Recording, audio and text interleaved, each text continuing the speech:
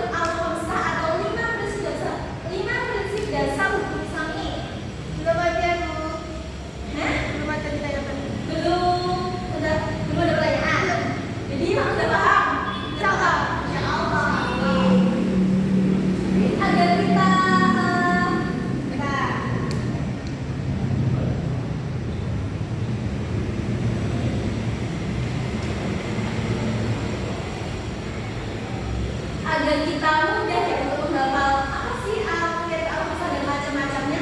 Yuk kita semua bernyanyi tentang al-kuliah al-fasah. Instrumennya yaitu dua mata saya. Itu tahu ya? Tahu. Diperhatikan dulu, ibu kasih contoh dulu seperti apa cara mainkannya. Jadi gini. Prinsip dasar hukum kuliah al-fasah. Satu itu agama, dua itu jiwa, tiga itu akal, empat keturunan, lima itu harta, semua harus dijaga. Oke, kita bersama-sama ya. Satu, dua, tiga. Prinsip dasar hukum kuliatul khamsah.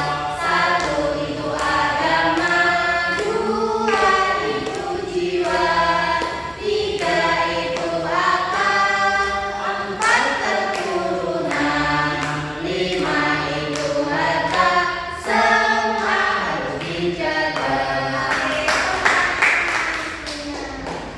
Jadi ibu buat tadi ini agar dia tuh mudah kayak menghafalkan apa aja sih 5 prinsip dasar kuliah al-khamsah itu, 5 prinsip dasar hukum Islam. Jadi kalau kalian lupa, nanyain aja ini biar mudah diingat ya.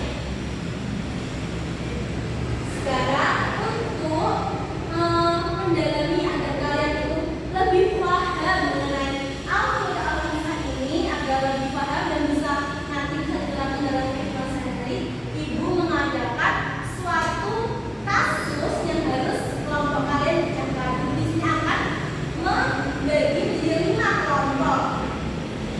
Dan di sini akan disepin 5 kelompoknya itu. Sebentar ya. Nah, ada kasus 1, kasus 2 sampai kasus 5. Ini nanti ada kasus yang harus kalian pecahkan. Ini masuk ke dalam al-kuliah itu apa? Apakah an-nafs, al-adl, al-aql, ataupun dan lainnya. Pokoknya antara 5 ini ya. Paham? Oke. Kelompok kelompok 1 yaitu kelompoknya Mbak Salma. Kelompok 2 kelompoknya Mbak Irma. Kelompok 3 kelompoknya Mbak Cinta. Kelompok 4 kelompoknya Mas Masini, dan kelompok 5 kelompoknya Mas Alfi. Jadi ini mulai dari kelompoknya Mbak Salma ya, mendapatkan kasus nomor berapa gitu ya. Oke, kita sekian.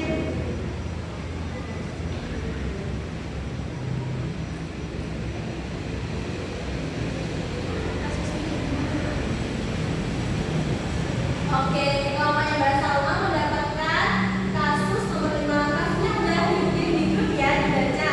Iya, Bu. Ayo mulai berkumpul dan nanti itu didiskusikan di sana. Selanjutnya, kelompoknya Mbak Irma mendapatkan kasus berapa ini? Kira-kira?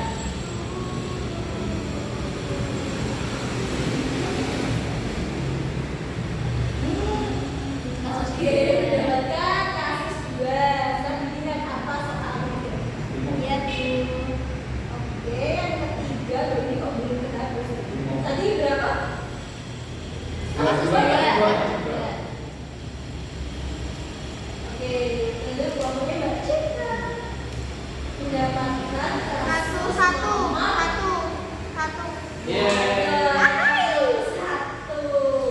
1. Tidak ada yang sulit kalau kita semua paham. Selanjutnya ya dari antara Mas Masumi dan juga Mas Afi. Mendapatkan kasus nomor 3, dan terakhir berarti Mas Afi mendapatkan kasus nomor 4. Nah, ini nanti untuk majunya diikutin ya dari kasus yang pertama sampai kasus yang ke-5. Itu ya agak mudah gitu ya. Majunya perwakilan, Bu. Gimana? Perwakilan. Ya, bagaimana aja maju ke depan untuk menjelaskan. Nanti dibacakan nanti soal itunya kayak seperti apa gitu. Nanti dijawab, dijelaskan kepada teman-temannya. Paham? Paham.